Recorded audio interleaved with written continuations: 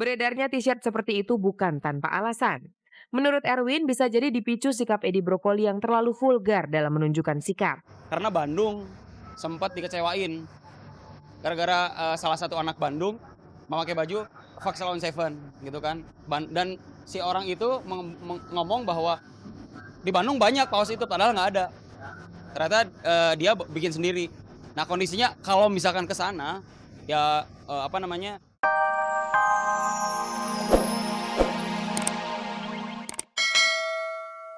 Masih di acara yang sama, kami bertemu dengan Lira Firna, pendatang baru di dunia sinetron. Sepintas memang tidak terlihat perubahan pada tubuhnya, selain bagian tertentu yang terlihat tampak membusung. Tapi kabar yang beredar berkata lain. Sebenarnya kami tidak enak menanyakan hal itu kepada gadis ini, tapi agar tidak simpang siur, terpaksa kami tanyakan juga. Apa benar perut indah kamu itu tengah berisi calon bayi? Enggak dan belum, karena saya kan belum married dan aduh pacar saya bisa marah ini. Enggak, saya enggak hamil. Mungkin kelihatannya aja saya makin kurus, mungkin bagian tertentu yang gede. Kagetkah ia mendengar kabar angin yang tidak jelas asalnya itu? Enggak juga sih, soalnya saya enggak hamil, jadi saya cuek aja. Jadi kalau orang ngomong hamil ya, tidak gitu. Jadi enggak lah. Saat ini ia memang sedang membina hubungan dengan bintang sinetron laga bernama Erik Eskada. Sudah 2 tahun lamanya mereka berpacaran dan belum berkeinginan mengakhirinya ke jenjang pernikahan. Meski begitu, pembicaraan ringan soal keinginan memiliki anak setelah berumah tangga nanti memang seringkali menjadi topik yang menarik. Tapi untuk saat ini, ia tidak berniat menikah dan memiliki anak. Jadi rasanya tidak mungkin kalau dikatakan tengah hamil. Belum. Dalam waktu dekat belum. Tapi kalau sekedar bercanda, nanti lo kalau kawin sama gue mau punya anak berapa? Udah yang kalau ngeliat anak kecil tuh udah ya lucu gitu. Oh iya, mau punya anak kayak gitu udah. Itu bercanda omongan kosong itu udah sering. Masih segar dalam ingatan kita ketika mantan VJ Edi Brokoli menggunakan kaos bertuliskan kata-kata kasar terhadap Sheila on Seven.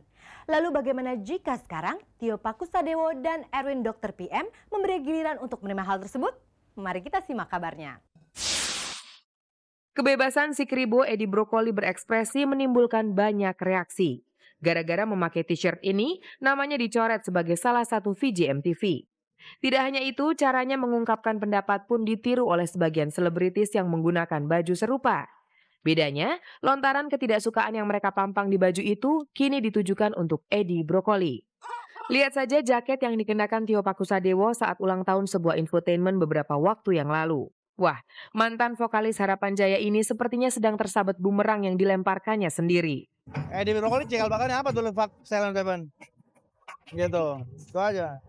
Gua dari Jogja, jadi gua rasa gua perlu bela apa yang gua tahu, apa yang gua punya. Baru tadi ketemu di sini. Baru saya lihat dia, baru saya bikin. Berbeda dengan Tio Pakusadewo yang terlihat begitu gusar, Erwin, mantan vokalis Dr. PM, terkesan santai saja menjelaskan alasannya mengenakan t-shirt bertuliskan pernyataan pedas itu. Sebenarnya kaos itu gue beli dari Bandung. Jadi Bandung udah pakai baju itu malah. Gue nggak tahu nih mereka misinya apa. Tapi dengan kondisi yang mungkin ada juga yang kalau gue pribadi kenapa beli itu karena gue nggak suka sama sayuran brokoli. Dari kecil gue nggak suka sama sayuran itu. Kalau lo liatin sayuran brokoli ke gue lari. Itu kondisinya makanya gue beli kaos itu. Beredarnya t-shirt seperti itu bukan tanpa alasan.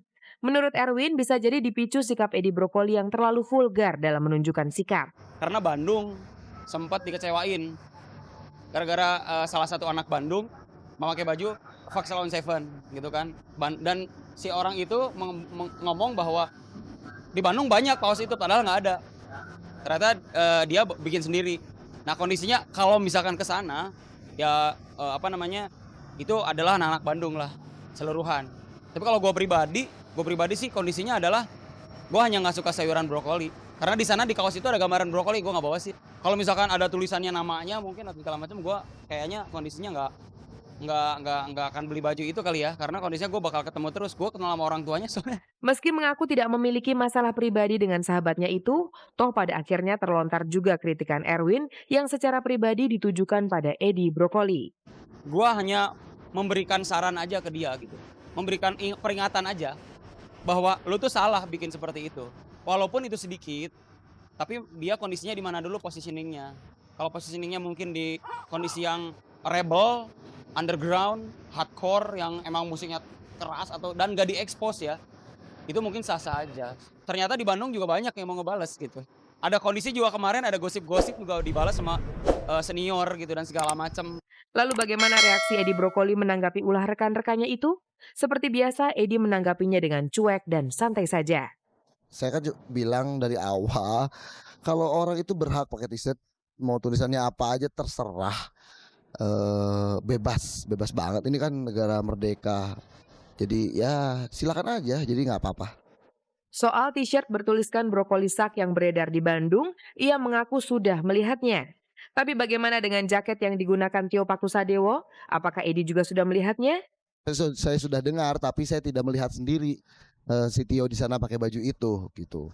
Kalau saya menganggapnya itu bukan sebagai ketidaksukaan, mungkin kalau misalnya Mas perhatikan ya, belakangan ini anak-anak muda zaman sekarang itu, maaf ya, kalau misalnya melihat sesuatu yang keren, suka mengucapkan kata itu. Misalnya gini, ada mobil bagus sekali, terus anak muda zaman sekarang tuh ekspresinya begitu. Wah, mobil itu banget gitu. Jadi itu TAI itu tadi. Jadi saya mungkin menganggapnya sebagai saya berprasangka baik saja sama dia. Apapun komentarmu, Ed, sebaiknya lain kali berhati-hatilah menggunakan hak kebebasan berekspresimu. Pemirsa, tentu saja Anda masih bersama Kabar Kabari, spesialis penyaji kabar-kabar seputar dunia artis dan nama-nama terkenal lainnya. Tak ada kabar yang tak kami kabar-kabari. Berikut ini kabar yang layak Anda simak. Suasana baru bisa jadi sangat berpengaruh pada kinerja seseorang. Paling tidak itu yang dialami oleh grup musik Bumerang setelah hengkang dari perusahaan rekaman Logis Record. Grup musik asal Surabaya ini semakin menancapkan kukunya di belantika aliran rock setelah menghirup udara baru di perusahaan rekamannya yang baru. Terbukti sebuah perusahaan film memilih salah satu lagunya untuk dijadikan soundtrack film Tomb Raider 2. Bangga tentu saja. Lagu berjudul Bebas Hambatan dari album terbarunya itu akan didengar oleh para penggemar film Hollywood di kawasan Asia Tenggara. Waktu itu kita lagi promo radio di Jawa Tengah, terus Jawa Tengah. Jadi kita promo radio, terus ada orang dari Sony Music yang ikut nemenin kita. Dia ditelepon sama Sony Music pusat di Jakarta. Lagunya kalian yang Bebas Hambatan ada kan? Ada Mas, kenapa? Wah selamat nih dipilih jadi ikut ngisi soundtracknya Tomb Raider 2. Wah kita seneng, waktu itu langsung pesta sate kambing. Gitu lah. Tapi lepas daripada itu kita anggap satu penghargaan tersendiri dari Sony Music.